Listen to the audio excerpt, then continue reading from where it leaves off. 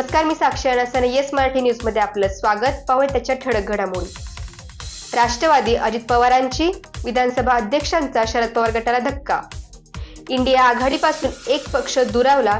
फारुख अब्दुल्लांची स्वबळावर लढण्याची घोषणा. पोटदुखी, अशक्तपणा आणि ग्लानी तरीही जरांगे आपल्या मागणीवर ठाम. आज जरांगेंच्या उपोषणाचा 7वा दिवस. पुतण्या गद्दार निघाला. जितेंद्र आव्हाडांची अजितदादांवर जहरी टीका तर मिटकरींचाही पलटवार. कोल्हापुरात शिवसेना शिंदे गटाचा 2 दिवसीय महाअधिवेशन.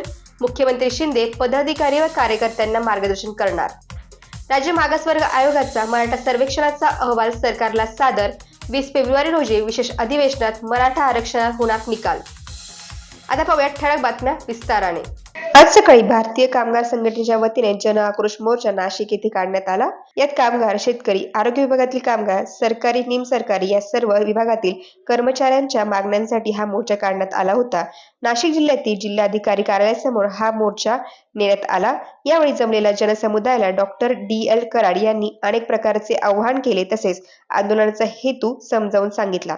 या प्रसंगी ते बोलताना म्हणाले की ताकद आहे, आम्ही उपाशी राहून संघर्ष करू शकतो, हा आमचा निर्धार आहे. परंतु तुम्ही अडथळा निर्माण करण्याचं काही कारण नाही आणि म्हणून तुम्हाला पण माझं सांगणं तुम्हाला पण मला सांगायचं आहे की परवाना 25,000 कामगारांचं कल्याण की ऐकून केलेलं आहे.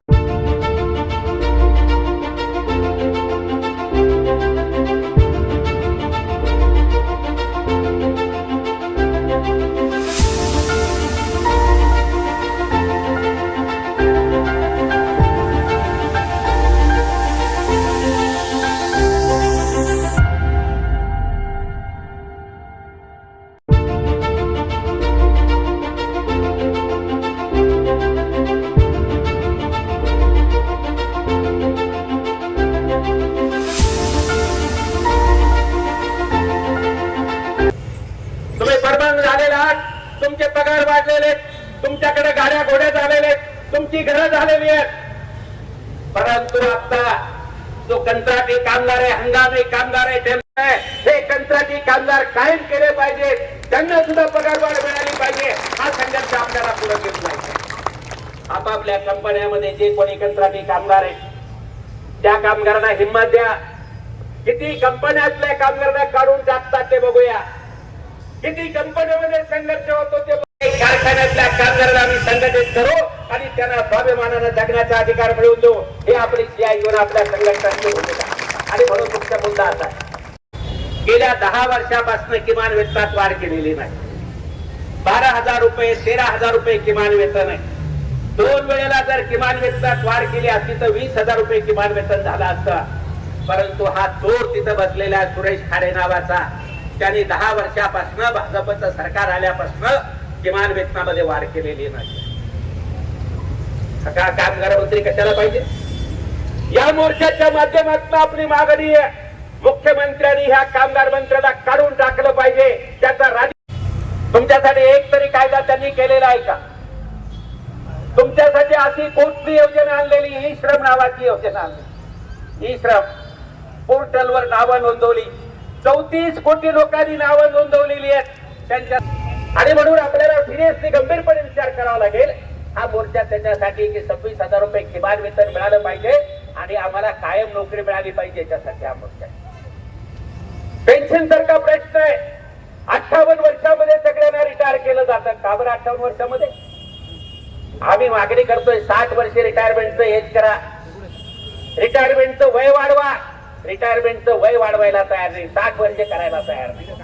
नमस्कार, मी साक्षी अनसने. आज आपण पाहू शकतो की कामगार संघटनेचा इथे मोर्चा झालेला आहे. त्यांच्या विविध मागण्या आहेत. तर त्या सविस्तर मोर्चा जो आहे, जो इथे आयोजन करण्यात आला होता किंवा जे काही त्याचं आयोजन असेल किंवा पुढची वाटचाल आपण जाणून घेऊयात. त्यांचे या मोर्चाचे जे आयोजक आहेत त्यांच्याकडून आपण नक्कीच जाणून घेऊयात. नमस्कार सर. साधारणतः हा संपूर्ण जो काही मोर्चा झाला आहे किंवा एवढे मोठ्या संख्येने जनसमुदाय होता, तर एकंदरीत काय मागण्या आहेत किंवा काय एक उद्देश आहे आणि कधीपासून आयोजन आहे किंवा याचे जे काही पुढचं नियोजन आहे ते कुठल्या प्रकारे असेल? आजचा मोर्चा हा नाशिक जिल्ह्यातील कामगारांच्या, कर्मचाऱ्यांच्या मागण्यासाठी होता. नाशिक जिल्ह्यातील कामगारांचं किमान वेतन हे किमान 26,000 रुपये दरमहा केलं पाहिजे. वर्षानुवर्ष काम करणारे कंत्राटी कामगार, ट्रेनी कामगार, YSFचे कामगार, फिक्स्ड टर्म एम्प्लॉयमेंटचे कर्मचारी यांना कायम केलं पाहिजे. कंत्राटी कामगारांना पगारवाढ मिळाली पाहिजे. त्याचबरोबर सर्व कामगारांना कमीत कमी 10,000 रुपये पेन्शन मिळाली पाहिजे. ह्या महत्वाच्या मागण्या आहेत. त्याचबरोबर अनेक कारखाने बंद पडलेले आहेत. त्या कारखान्यातल्या कामगारांना त्यांची कायदेशीर देणी मिळालेली नाही. ती देणी ताबडतोब दिली पाहिजेत, ही मागणी आहे. हिंदुस्तान नॅशनल ग्लास आणि 6 कंपन्यातल्या कंत्राटी कामगारांना काढून टाकलेले, त्यांना कामावर घेतलं पाहिजे.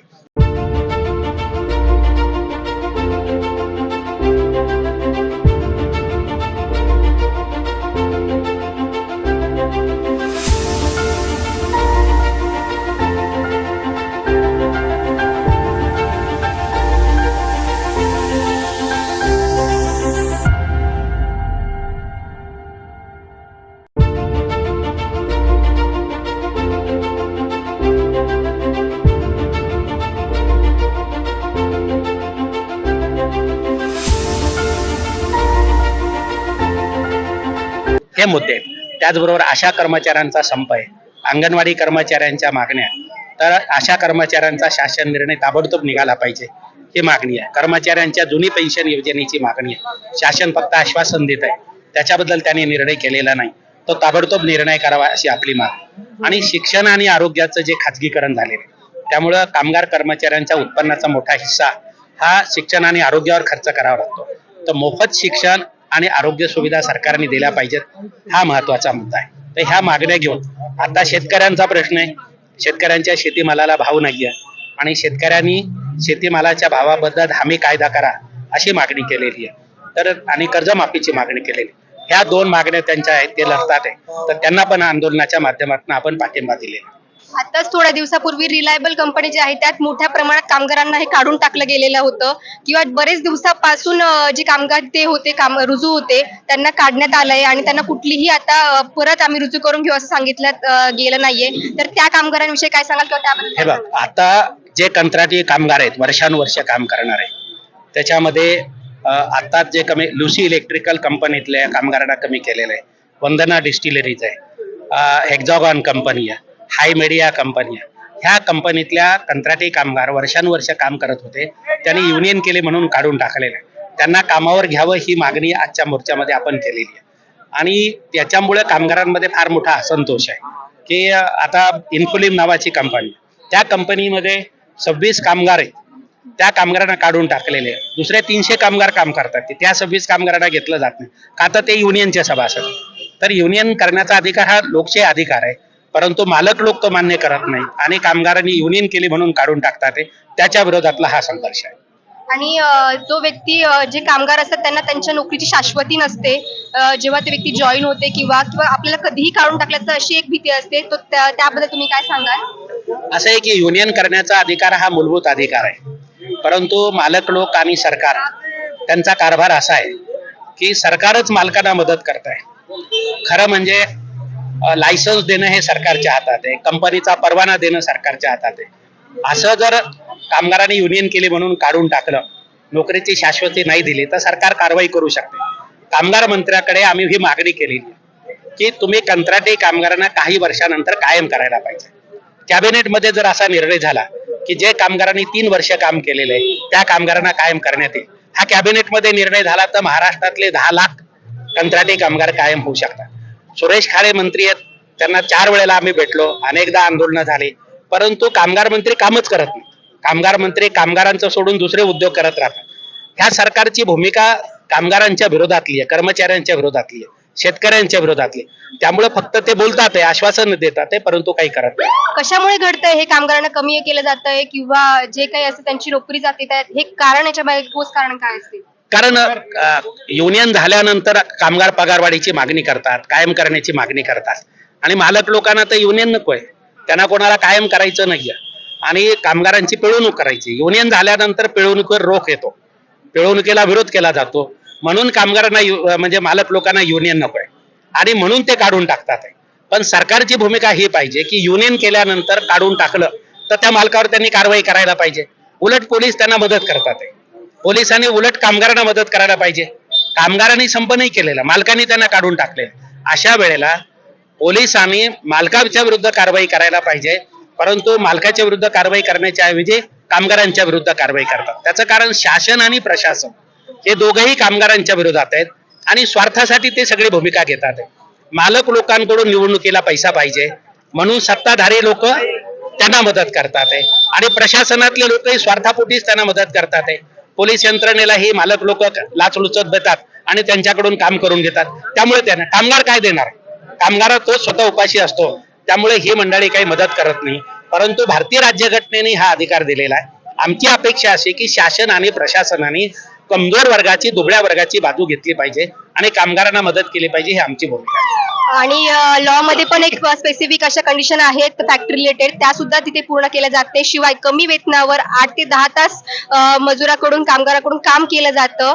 शिवाय जो व्यक्ती कॅपेबल असतो त्याला जॉब न मिळता दुसऱ्या एका व्यक्तीला, ज्याचं खूप ओळख वगैरे असेल अशा व्यक्तीला काम दिलं जातं. त्याबद्दल काय सांगाल? आहेत आता लेबर कोडच्या माध्यमातून ते रद्द करण्यात आलेले, परंतु जे कायदे होते त्याच्यामध्ये 240 दिवस काम केल्यानंतर कायम करण्याचा कायदा होता. त्याची अंमलबजावणी कोणी करत नाही. कोणाची जबाबदारी? सरकारने अंमलबजावणी करायची आहे. मालक लोक जर ह्या कायद्याची अंमलबजावणी करत नसतील तर सरकारने दंडुका वापरला पाहिजे, ते करत नाही. ह्या कामगार कायद्याची कुठल्या किमान वेतन कायद्याची अंमलबजावणी होत नाही. आता नाशिक जिल्ह्यामध्ये सिन्नर आणि इगतपुरी नगरपालिकेमध्ये जे सफाई कामगार आहेत आणि घंटागाडी कामगार आहेत त्यांना किमान वेतन मिळत नाही. मालेगाव महानगरपालिकेतल्या कंत्राटी कामगारांना, घंटागाडी कामगारांना किमान वेतन मिळत नाही.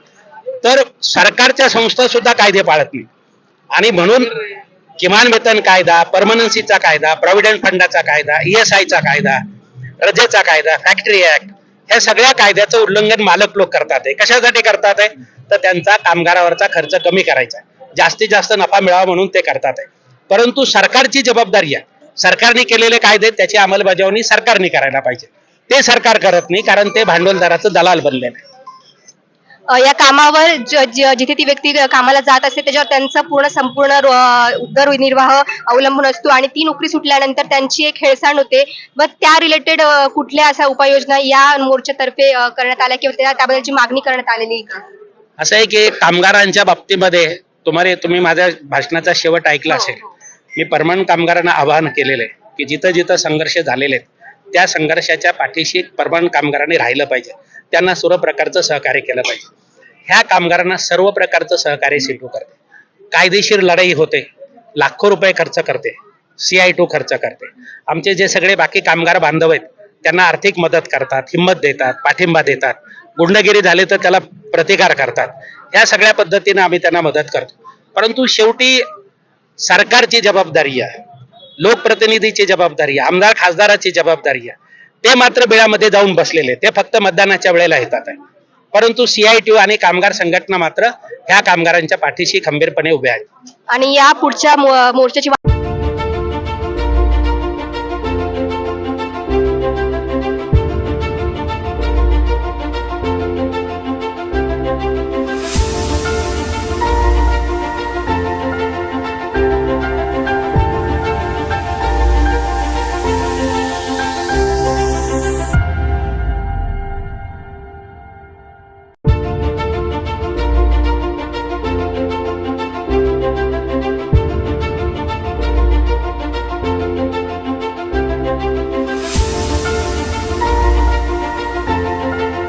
वाटचाल काय असणार आहे किंवा काय उपाययोजना आहे किंवा कसं नियोजन होणार आहे? मी परवाच्या पत्रकार परिषदेत जाहीर केलेलं आहे, 1 महिन्यामध्ये जर हे प्रश्न सुटले नाही तर मार्च महिन्यामध्ये 1 दिवसाचा संप नाही होणार, 3 दिवसाचा संप होईल. 3 दिवसाच्या संपाची घोषणा केलेली आहे. त्याच्या पुढच्या टप्प्यामध्ये जर यांनी ऐकलं नाही तर 1 आठवड्याचा संप होईल. असे आंदोलनाची तीव्रता आम्ही वाढवत जाणार आहोत. आणि दुसरी गोष्ट की ह्या सरकारने, प्रशासनाने अशीच जर भूमिका चालू ठेवली तर ह्या लोकसभेच्या निवडणुकीमध्ये यांना सत्तेवरून खाली खेचल्याशिवाय कामगार कर्मचारी स्वस्थ बसणार नाही. संपावर जे दाखल झालेले आहेत त्या कर्मचाऱ्यांच्या वेतनाचं काय? कारण की आता संपावर असल्यामुळे वेतन कदाचित नसणार आहे त्यांना, तर त्याबद्दलची काय भूमिका आहे? कामगारांची लढाई ही उपाशी राहून असते. कामगाराच्या पोटाला चिमटा बसतो, हाल अपेष्टा सहन करावे लागतात, खूप गंभीर परिस्थिती निर्माण होते. परंतु न्याय मिळण्यासाठी दुसरा मार्ग नाहीये. न्याय मिळण्यासाठी उपाशी तापाशी राहून हाल अपेष्टा सहन करून एकजूट टेकून संघर्ष करावा लागतो. आम्ही 1-1, 2-2 वर्ष संघर्ष केलेले. कामगार आणि आमचे कार्यकर्ते जेलमध्ये गेलेले आहेत, गुंडांचे हल्ले सहन केलेले आहेत, कामगार वर्ष उपाशी राहिलेला आहे, कामगारांनी विहिरी खोदलेल्या आहेत, झाडू मारलेला आहे, सफाईची कामं केलेली आहेत, परंतु एकजुटीनं लढून जिंकलेले आहेत आणि म्हणून त्यांच्या जीवनामध्ये बदल झालेला आहे. तर शेवटी संघर्षाला पर्याय नाहीये. एकजुटीनं संघर्ष करणं हा एकच मुक्तीचा मार्ग आहे आणि त्या मार्गावर उपाशी तापाशी राहून चालण्याचा आमचा निर्धार आहे.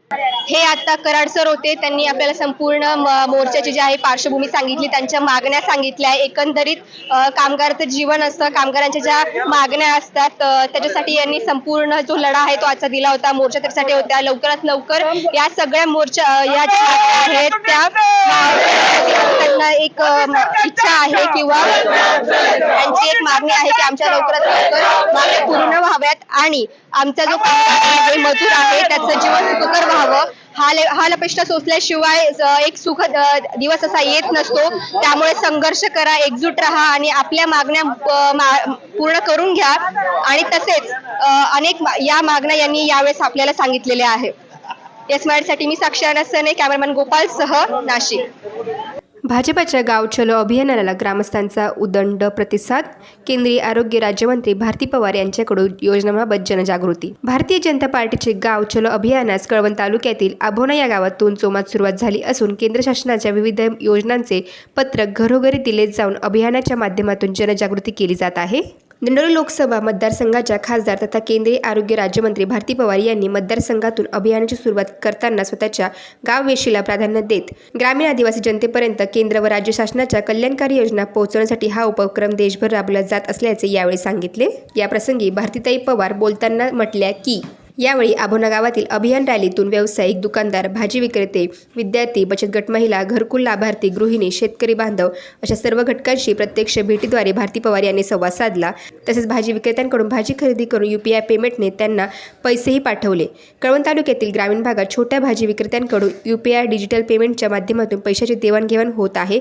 याचा मनस्वी आनंद होत असल्याचे केंद्रीय मंत्री भारतीताई पवार यांनी यावेळी सांगितले.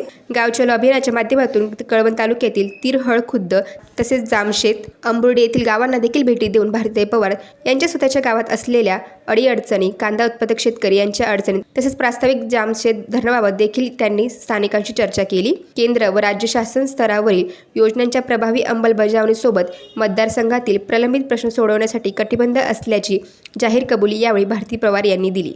कळवण पंचायत समिती अंतर्गत तसेच तहसील स्तरावर विविध योजनांच्या अंमलबजावणीची प्रत्यक्ष कारवाई योग्य प्रकारे होत आहे का, किती गरजू वंचित लाभार्थ्यांपर्यंत मिळाला आहे, या संदर्भात आढावा बैठकीच्या माध्यमातून केंद्रीय मंत्री भारती पवारांनी माहिती घेतली. गाव चलो अभियानाच्या यशस्वीतेसाठी तालुका प्रमुख दीपक खैरनार, स्वीय सहाय्यक रुपेश शिरोडे, प्रवीण रौंदळ, मंडल प्रमुख राजेंद्र ठाकरे, कृष्णकुमार कामळस्कर, गोविंद कोठावदे आदींसह कळवण तालुक्यातील भाजप कार्यकर्ते, पदाधिकारी मोठ्या संख्येने उपस्थित होते. आवाज येतो, पैसे प्राप्त झाले.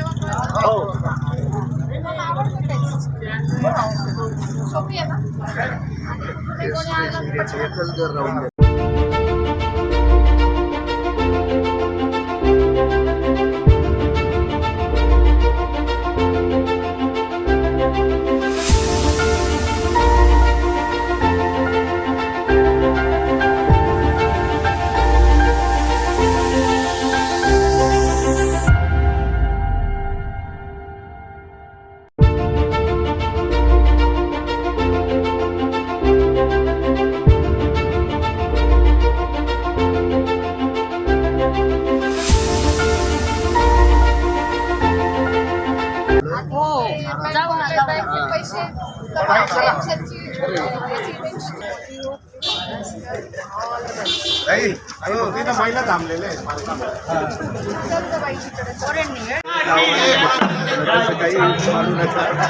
आपण सब मिलके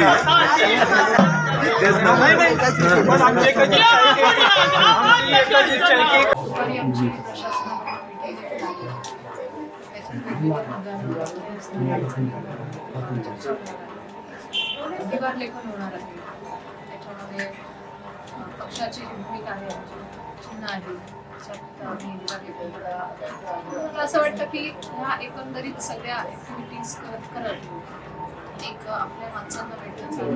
आपली मंडळी वाट बघत असतात. वर्षानुवर्ष आता काही घरांमध्ये लोक भेटली, ताईंनी सांगितलं की ताई खूप दिवसांनी भेटले आणि त्यांना एक आनंद होतो की दिल्लीत काम करत असताना ताई असेल भारतीय जनता पार्टीने मुंबईला बरोबर हा एक आपलेपणा दाखवणार आहे. आपल्यातल्या व्यक्ती आल्या. आता मी त्या ताईंच्या घरी आली, त्यांना या भारत माता की जय, भारतीय जनता पार्टी का जय हो, भारतीय ताई तुम आगे बढ़ो, हम तुम्हारे साथ हैं, भारतीय ताई तुम आगे बढ़ो, हम तुम्हारे साथ हैं, भारतीय ताई तुम येस मराठीसाठी संदीप पाटील, कळवण. केंद्र सरकारच्या धोरणाविरुद्ध संपूर्ण देशात शेतकऱ्यांमध्ये प्रचंड नाराजी असून पंजाब व हरियाणाचे शेतकरी दिल्लीमध्ये आंदोलनासाठी जमले आहेत.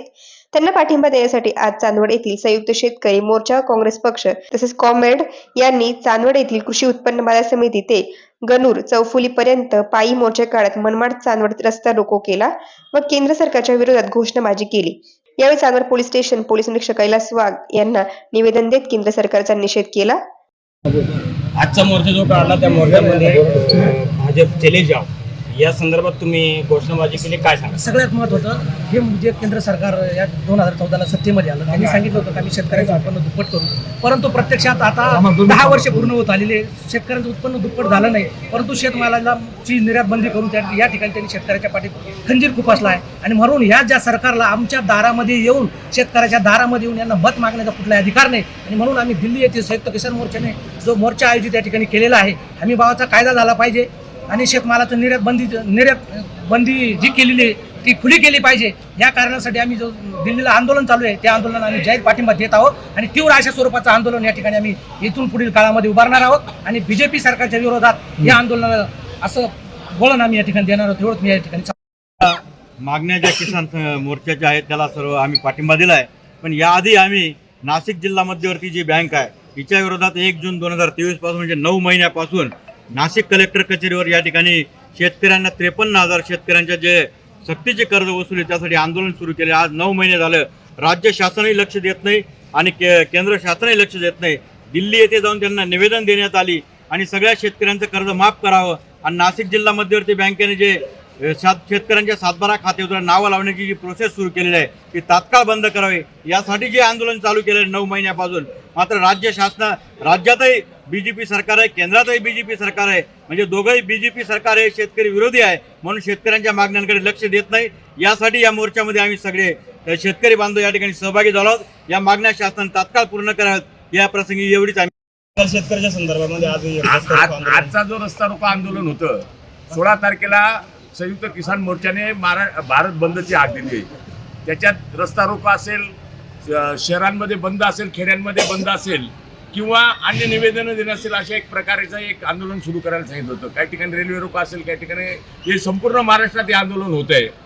आणि मी संयुक्त किसान मोर्चाचा सदस्य असल्यामुळे या ठिकाणी मला हजर राहण्याचं सांगण्यात आला. मी आहे, माझे सहकारी जाधव साहेब असतील, दिलीप पाटील असतील, कैलास गोरचे असतील, जेजूरकर असतील, या सगळ्यांमुळे आम्ही एक कालच निर्णय घेतला की इथं चांदूरला आपण रस्ता रोको करूया. याच्यामध्ये जे पंजाब, हरियाणा, उत्तर प्रदेश, मध्य प्रदेश, कर्नाटक, आंध्र, महाराष्ट्रातून काही शेतकरी गेले दिल्लीला, त्यांची अडवणूक चालू आहे. टिकरी बॉर्डर असेल, सिंगू बॉर्डर असेल, गाझियाबाद बॉर्डर असेल, ते सगळ्या बॉर्डरमधून दिल्लीला जाऊ देत नाही. कारण शेतकरी जंतर मंतरपर्यंत जाऊन हा आपला आक्रोश कुठेतरी त्यांना दाखवा. कारण लोकसभेचं अधिवेशन चालू आहे, त्या अधिवेशनापर्यंत शेतकऱ्यांचे भाव पोचवावे. मागच्या वेळेस जे 13 महिन्याचं आंदोलन झालं ते आंदोलन जेव्हा मागं घेतलं गेलं शेतकऱ्यांकडून, म्हणजे सरकारने विनंती केल्यानंतर कायदे रद्द करून ते कायदे पण सरकारने लावले आणि तिथं आम्हाला शब्द दिला होता. त्या बैठकीला मी पण हजर.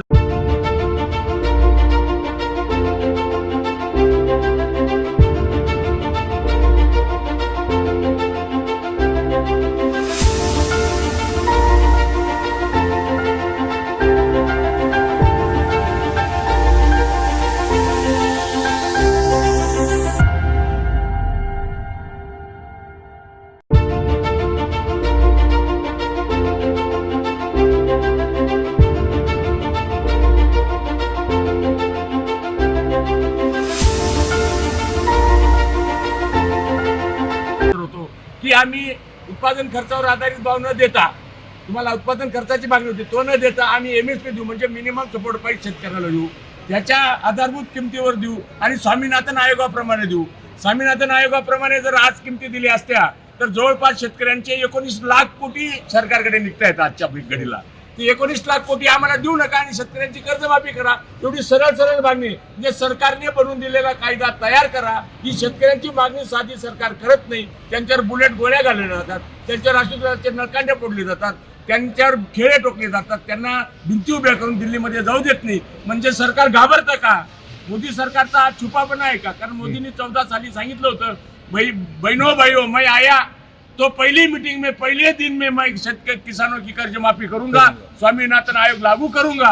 आज काहीच होतं नाही, जेवढ्याच मागण्या ते करते. म्हणजे सरकारने ठरवून दिलेली किंमत सुद्धा शेतकऱ्याला देत नसतील तर ते वाईट आहे. आणि त्याच्यात आम्ही सुधारणा करून सांगितलं महाराष्ट्राच्या वतीने आणि एमपीच्या वतीने की कांदा आणि बटाटा हे याच्यात घ्या, स्वामीनाथन आयोगाच्या शिफारशीमध्ये घ्या. म्हणजे ते टिकणारे शेतीमाल आहेत. या शेतीमालाला दीडपट भाव मिळतो आणि दीडपट भाव मिळाल्यामुळे सगळ्यांचंच कल्याण होणार आहे. शेतकऱ्यांचं कल्याण होणार, बरोबर सगळ्या समाजाचं कल्याण होणार आहे. एवढंच या मुद्द्याचा उद्देश होता आणि त्यांना पाठिंबा दर्शवणं हे आमचं काम होतं. आजच्या रस्ता रोकोच्या आंदोलन संदर्भात काय सांगतो? संयुक्त किसान मोर्चातर्फे या ठिकाणी पंजाबचे सर्व शेतकरी व देशाचे संपूर्ण शेतकरी या ठिकाणी आंदोलन करत आहे.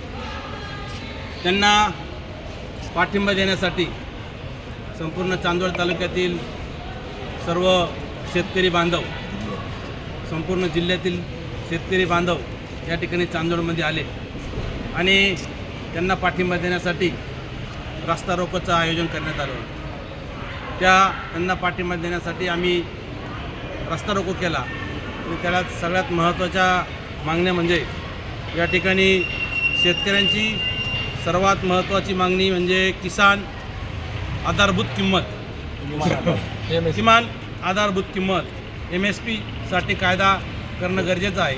तो कायदा शासनानं करावा ही एक महत्त्वाची मागणी आहे.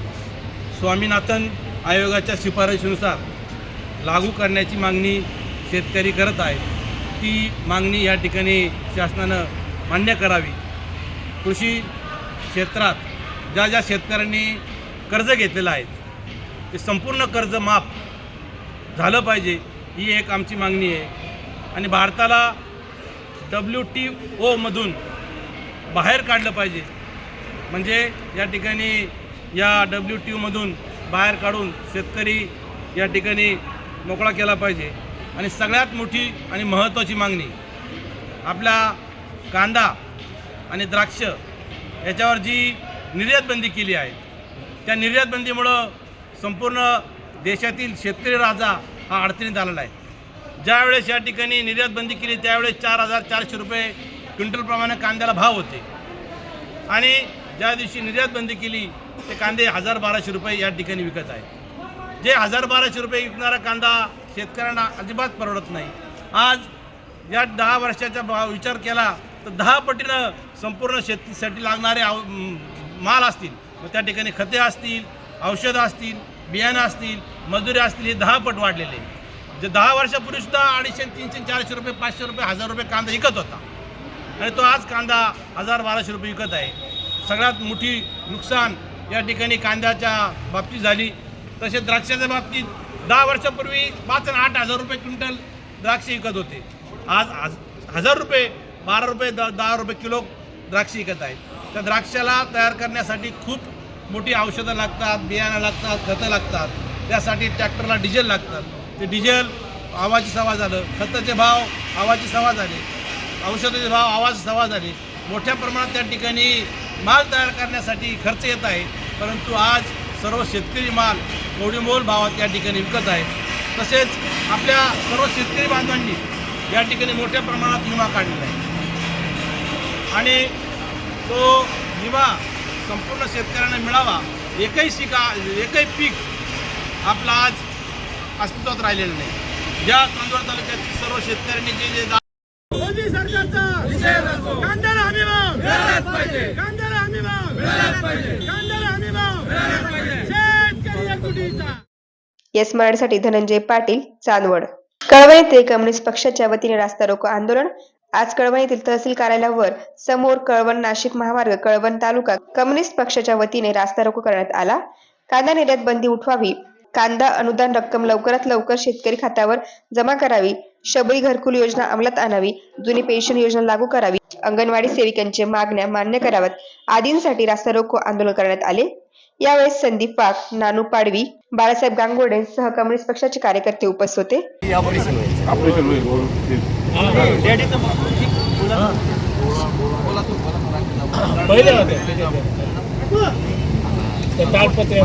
शेतकऱ्यांसाठी केंद्र सरकारचं धोरण एकदम चुकीचं आहे। बाहेर देशात ब्लॅकनी कांदा खातात आणि इथं कांद्याला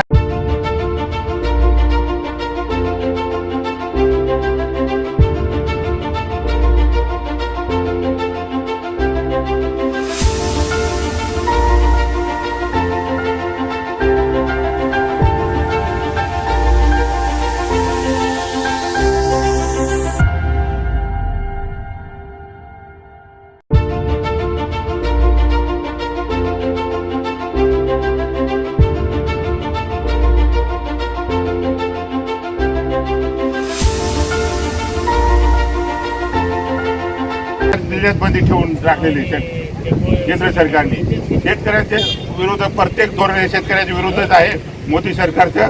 त्याच्या निषेधार्थ आपण आज इथं बोललोय। तसंच दिल्ली पॉइंट रिव्हर जे शेतकरी आंदोलन करत आहेत त्यांच्यावर रोज लाठी हल्ला, फायरिंग, पाण्याचे फवारे ते चालू आहे।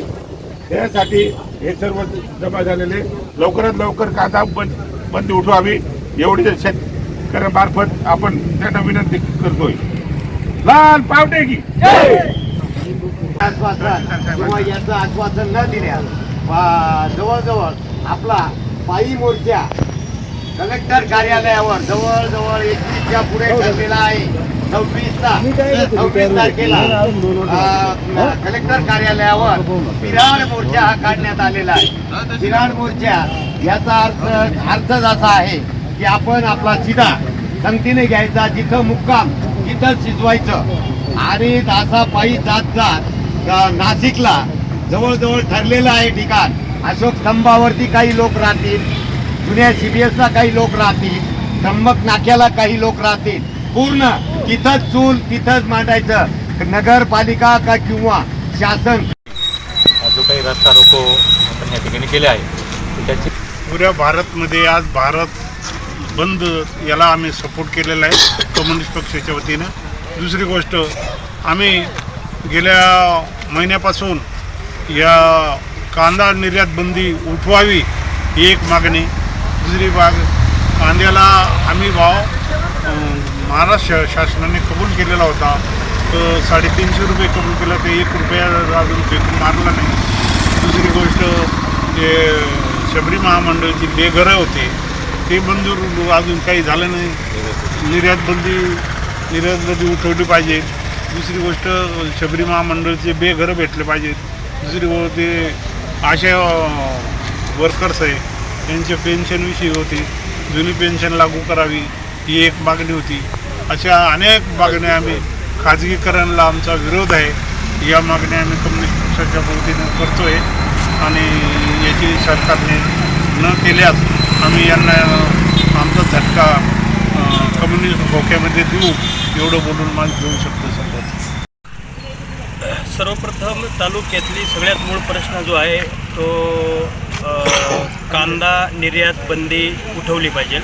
कारण उत्तर महाराष्ट्रात नाशिक जिल्हा आणि नाशिक जिल्ह्यात कळवण तालुका हा कांदा उत्पादनात सगळ्यात मोठा अग्रेसर आहे आणि आज कळवण तालुक्यात पाण्याची भीषण टंचाई आहे। दुष्काळी परिस्थिती समोर आली आहे।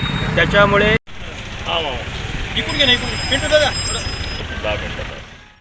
येस मराठीसाठी तुषार बर्डे, सप्तशृंगीगड। अशाच प्रकारच्या ताज्या घडामोडींसाठी येस मराठी न्यूज यूट्यूब चॅनलला शेअर करा, सबस्क्राईब करा, लाईक करा आणि पाहत राहा येस मराठी न्यूज।